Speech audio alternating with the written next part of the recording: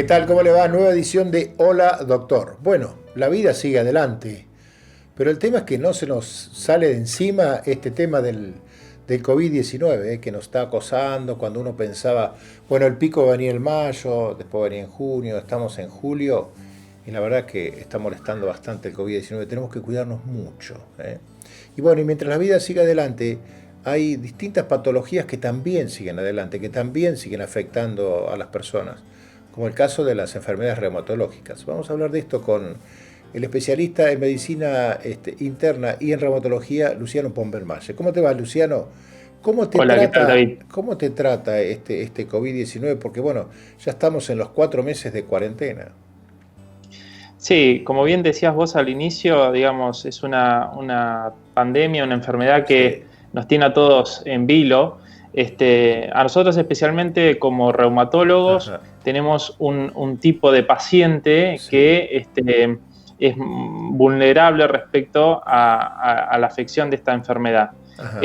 Así que bueno, tratando de seguir con pasos firmes, digamos, y teniendo los recaudos necesarios como para seguir sosteniendo las necesidades de este tipo de pacientes. Claro.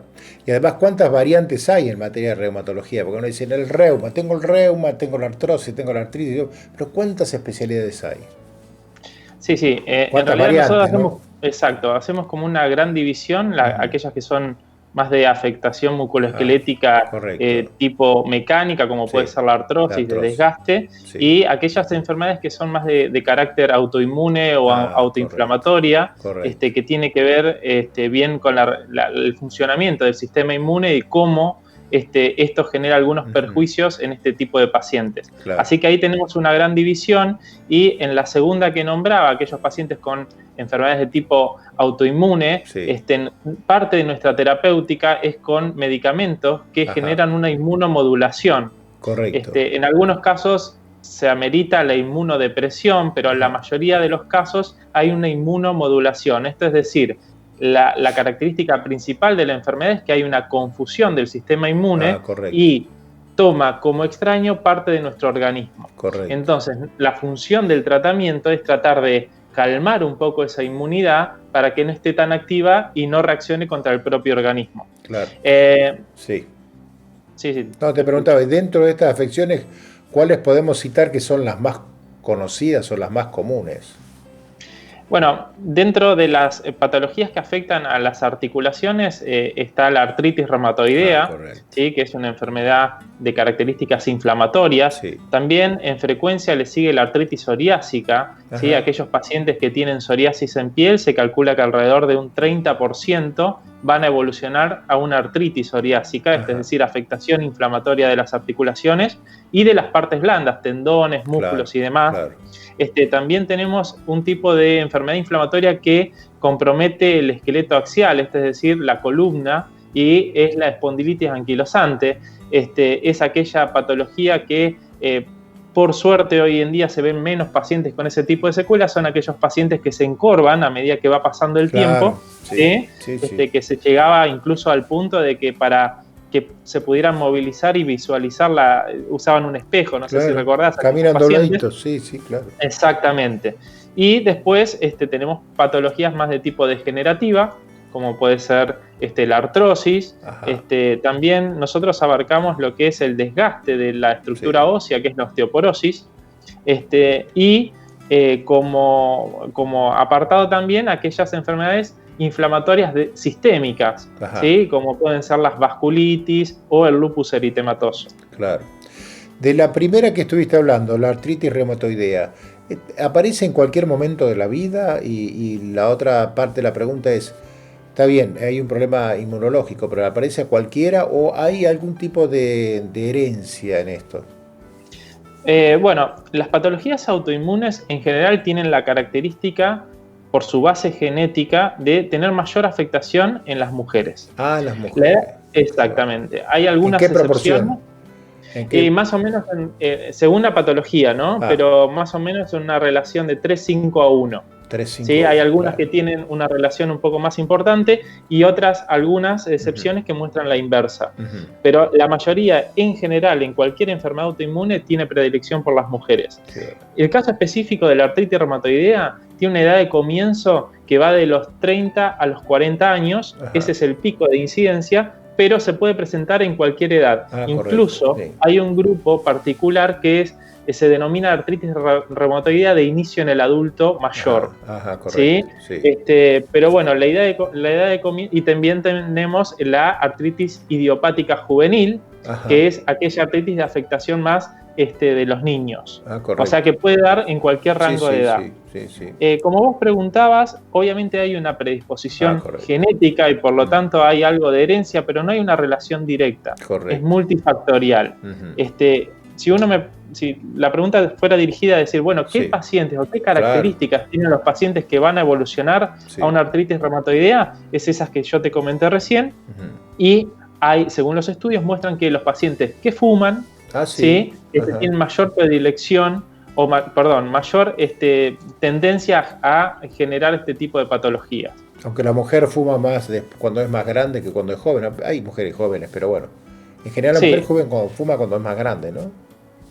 Sí, eso ha ido variando mucho en los últimos años. Se ha visto que también se fuma menos, por suerte. Pero lo que antiguamente se decía de que la mujer iniciaba edades más tardes, creo que con el tiempo se fue equiparando. Y hoy en día ha bajado mucho el consumo de tabaco con todos los beneficios, digamos, que eso genera, ¿no? Claro.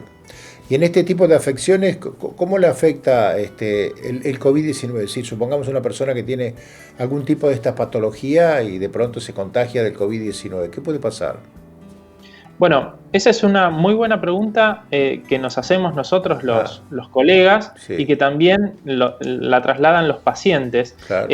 A ciencia cierta, digamos, no hay una evidencia, es decir, no se han desarrollado estudios que puedan demostrar la incidencia que puede tener esta afectación en la enfermedad, pero todos los estudios retrospectivos que se han hecho principalmente en Asia y en Europa no muestran una mayor afectación. Correcto. Entonces, la Sociedad Argentina de Reumatología ha bajado una línea, digamos, tomada de también la Sociedad Americana y Europea, donde postula que el paciente debe tener un contacto con su reumatólogo y que no debe dejar el tratamiento. Claro. ¿Por qué? Porque, digamos, si uno tiene una alta actividad de la enfermedad, es decir, está inflamado por la actividad de la enfermedad, también incurre en una inmunodepresión, entonces se vería más vulnerable a cualquier tipo de patología infecciosa, incluso el COVID-19. Claro, correcto.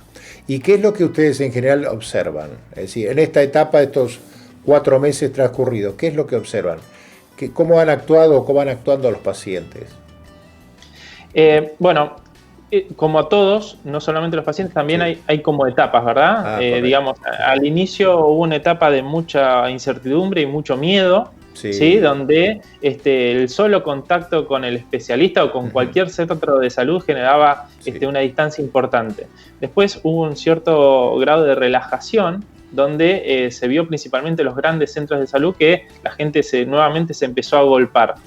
Lo ideal, o sea, en mi humilde opinión, sería tener un contacto que podría ser vía telefónica o todo lo que es no presencial, pero en algunas circunstancias es necesario tener el contacto con el paciente para no incurrir en errores que hay una disminución en la calidad cuando se hace no presencial. Pero la idea es tener un buen contacto con el especialista o con su médico de cabecera para que el paciente no quede desamparado y no tenga que tomar decisiones ya sea basado en pulso o en la información que él cree conocer. Sí, o se automedique o deje de medicarse, por ejemplo, ¿no? Tal cual, exactamente. Ninguna de las dos variantes, digamos, es la acertada. Claro.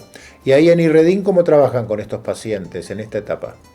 Nosotros particularmente tenemos obviamente horario reducido, adaptándonos a las normativas vigentes y teniendo digamos todos los recaudos necesarios y los que se solicitan para este tipo de situación. Es decir, alargamos los tiempos entre paciente y paciente, pedimos de que obviamente que concurran con la menor cantidad de acompañantes posible y de ser posible solos. Seguro. En nuestra sala de espera está preparada como para que no se junte mucha gente, e inclusive también entre nosotros, los colegas que conformamos el Instituto de Reumatología, tratamos de adaptarnos los horarios para que no se junten pacientes. Claro. Y la otra es que, bueno, obviamente los cuidados propios nuestros, ¿sí? Con equipos de protección personal, y también la higiene del consultorio y de la sala de espera después de cada paciente. Claro. ¿Qué recomendación le harías a las personas que, bueno, tienen problemas reumatológicos y, bueno, están en esta etapa? ¿Qué 2 o 3 puntitos le marcaría? Bueno, primero, como te decía anteriormente, digamos, tener un contacto con su especialista, ¿sí? Que él puede, el especialista puede decir si necesita o amerita la consulta presencial o no. Y después tener claro que la enfermedad, cuando está sin actividad, es decir, cuando tenemos controlada a base de tratamientos, corre el paciente menor riesgo de tener cualquier infección o cualquier afección. Entonces, digamos, tener ese contacto con el especialista como para tener una menor actividad de la enfermedad. Luciano, te agradecemos mucho, muy clarito. Ya en algún otro momento vamos a seguir charlando para ampliar un poquito más este tipo de información. Muchas gracias. Bueno, David, muchas gracias y saludos a toda la audiencia. Gracias. Hablamos con Luciano Pompermayer, que es especialista en medicina clínica y reumatología, acerca de qué pasa con los pacientes o con quienes padecen estas patologías en esta etapa del COVID-19. Vamos a hacer una pausa.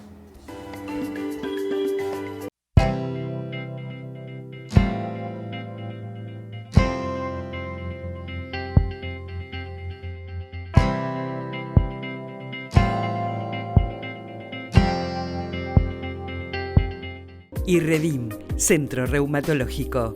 Nueva dirección, Undiano 10, teléfono 455-8214. Osrga y Amsterdam Salud unidos para ofrecer los mejores planes de salud a sus beneficiarios. Hospital Italiano Regional del Sur, más de medio siglo atendiendo la salud de la gente de Bahía Blanca y la región.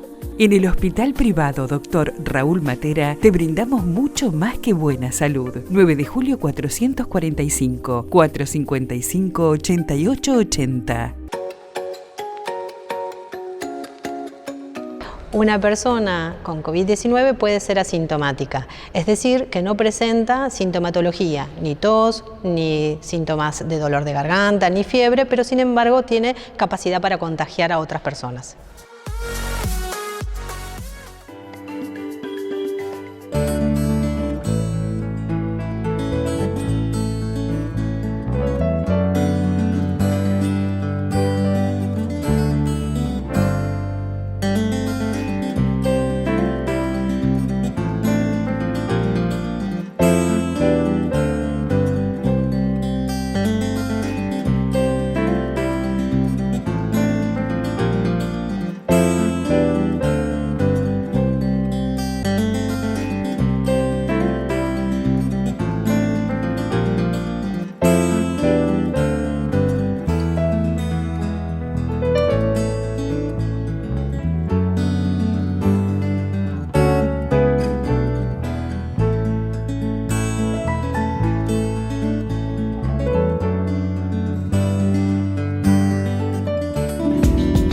¿Tenés que realizarte un análisis bioquímico? Gama Laboratorios va a tu domicilio. Comunicate y quédate en casa.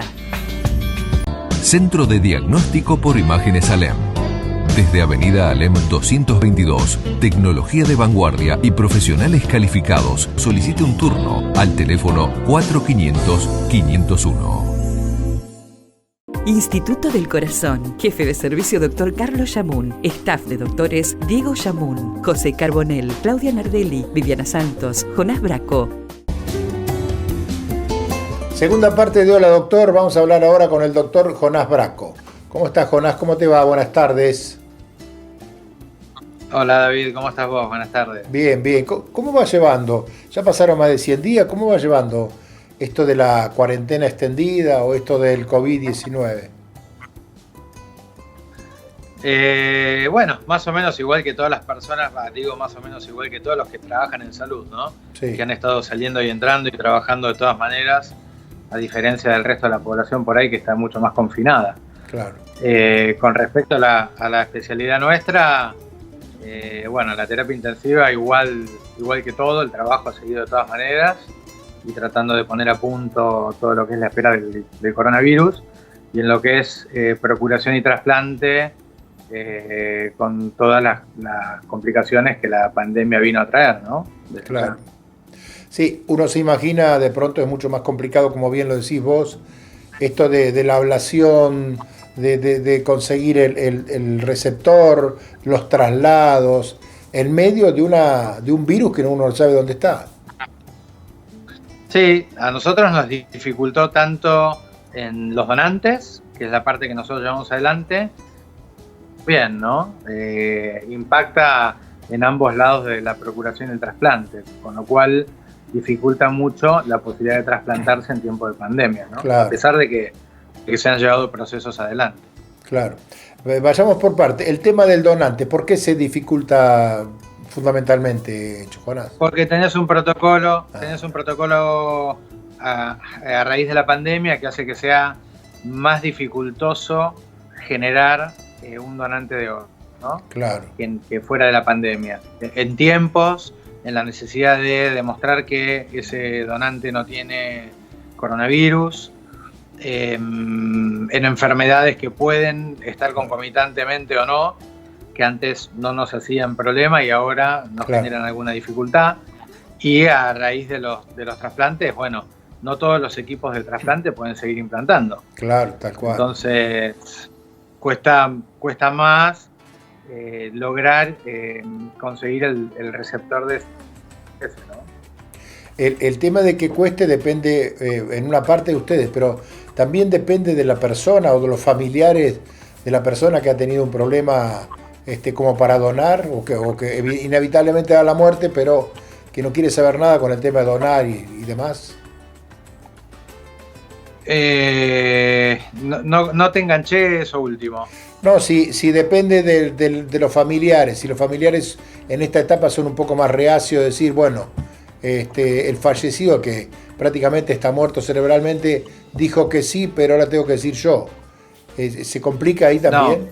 No, para nada. Hay una ley desde el año 2018 donde la familia no tiene ninguna decisión al respecto. Claro. Esta es la persona. Claro. Entonces, si la persona dijo sí es sí, si dijo no es no, y si no dijo nada, la ley lo instrumenta en un donante de órganos. La familia uno no necesita la autorización de la familia, aunque sí necesita a la familia para llevar adelante este proceso, porque este proceso es el inicio del duelo de esa familia que ha perdido un ser querido, ¿no? Tal cual. Entonces, independientemente de que se haya sacado legalmente la necesidad de una autorización de un familiar directo, para nosotros es lo mismo, digamos, trabajar con la familia es exactamente igual que antes. Me imagino que de cualquier manera... Del acompañamiento, ¿no? ¿Cómo? En el sentido del acompañamiento que nosotros le ofrecemos a esa familia que está en crisis. Me imagino que debe ser una de las etapas más difíciles, más allá de la quirúrgica en particular, esto de tener que ir a hablar con un familiar y decirle, bueno, lamentablemente el cerebro plano y no va más, ¿no? Es el inicio de todo. No hay nada, no hay ninguna otra cosa, digamos, es el inicio de todo esto. Lo primero que hay que hacer es afrontar la crisis de esta persona que fallece y lo que uno necesita en ese momento, digamos, ¿no? Es lo primero que hay que hacer. Y después viene todo el resto. Uno no puede llevar adelante todo el resto si no logra encaminar la ayuda que necesita la familia esa que está sufriendo, ¿no? Seguro. Y cada vez ustedes ven más casos potenciales de eventuales donantes en función de lo que pasa, ¿no? Uno ve accidentes cerebrovasculares, ve todo ese tipo de complicaciones. Sí, bueno, a ver, vemos de todo en la terapia intensiva y son todas las personas que pueden terminar generando un proceso de donación, ¿no? Claro. De tránsito, accidentes cerebrovasculares, meningitis, tumores, distintas patologías que pueden llegar al proceso de donación por el fallecimiento neurológico, ¿no? Sí, seguro. Sí, una etapa realmente muy, muy, muy complicada, incluso para ustedes, me imagino yo, en lo personal. Sin duda. No hay lugar a duda de que la relación médico-paciente y con la familia de esa persona que fallece es el puntapié inicial de todo esto, ¿no? No hay otra cosa. Claro. Yo creo que a partir de ahí viene todo el resto. Claro. Jonás, cuando ustedes se dan cuenta que no hay más posibilidad de vida, ¿no? ¿Cómo es la etapa posterior más allá de hablar con el familiar? ¿Cómo viene la parte médica, por decir? Después de la comunicación familiar. Sí. Y se torna muy trabajoso porque uno tiene que pensar que uno está en esa instancia trabajando con una persona que está fallecida. Claro, tal cual. Con lo cual, sí. El manejo de todos los parámetros vitales de esa persona que ya falleció se tornan muy complejos, ¿no? Y uno requiere ser muy minucioso con un seguimiento tanto de enfermería crítica como del especialista en cuidados críticos muy, muy cercano, porque cualquier cosa puede generar el deterioro de los órganos que uno puede ofrecer para trasplantar en otra persona, ¿no? Sin ninguna duda. No es sencillo. No, me imagino que no. ¿Cuántos órganos eventualmente se pueden trasplantar de una persona a otra? ¿Cuál es la cantidad máxima que se puede? Uno tiene que pensar que un donante ideal, joven, puede llegar a generar el trasplante de entre 7 y 10 personas. Ah, bueno. Entre órganos y tejidos, ¿no? Obviamente. Ah, claro, los tejidos también corren, claro. Exactamente. Claro. Exactamente. Llegado ese momento que usted dice, bueno, está en condiciones, ¿qué hacen? ¿Se comunican con el Cucaiba? Porque evidentemente hay mucha gente que está en espera. No, a ver, nosotros somos el Cucaiba. Bueno, a ustedes son el Cucaiba, claro. Con lo cual nosotros llevamos adelante el diagnóstico en forma descentralizada de la persona que ha fallecido. Perfecto. Y hacemos la selección de los órganos y tejidos que se pueden ofrecer de acuerdo a la causa de muerte, claro, y a la situación en la que se encuentra la persona que falleció, ¿no? Y de acuerdo a eso, ofrecemos los órganos y tejidos que se pueden implantar. O sea, llevamos adelante todo el proceso, sí, y llevamos adelante la ablación también. Claro. Una vez pero ¿cómo saber a quién va destinado cada uno, cada órgano? Esas son las listas, esas sí las maneja el INCUCAI, es decir, las abre Cucaiba, sí, el pedido de listas las hace Cucaiba, y es el INCUCAI que maneja las listas de órganos y tejidos, ¿no? Claro. Sin duda. Lo cual no quiere decir que, por ejemplo, que si hay una ablación en Bahía Blanca, todos los órganos o tejidos tengan que quedar en Bahía Blanca. No, de ninguna manera. Eso es por orden de estado clínico, es decir, si uno ofrece el corazón, irá primero a las personas que están en emergencia, claro, en cualquier parte del país, y luego será para las personas que están enlistadas, ¿no? Sí, sí. Una vez sorteadas las emergencias y las urgencias, será por orden de llegada en lista de espera. De cualquier manera es un proceso inmediato, ¿no? Porque hay órganos que por ahí no admiten tanto tiempo. Exacto, sí, es cierto. Son distintos tiempos de isquemia fría, así se denomina, que es desde el momento en que el órgano es extraído del cuerpo de la persona que falleció. Y de ese modo el corazón, por ejemplo, tiene 3 horas y media, ajá, el hígado puede estar hasta 12 horas en isquemia fría, el riñón puede estar 24 horas. Son distintos tiempos de acuerdo al órgano. Claro, me diste pie para preguntarte, 3 horas y media el corazón desde que lo que extraen hasta que lo vuelven a colocar. Exactamente. Y ahora, qué complicado debe ser si por ahí te dicen, no, está en Córdoba, Santa Fe. Sí, que esté en Bahía ya también es complicado, sí, porque tal cual. Puede ser 1 hora, hora y media, sí. O 2 horas entre las ambulancias de traslado, claro, en Capital, ¿no? Claro. De Capital a Bahía.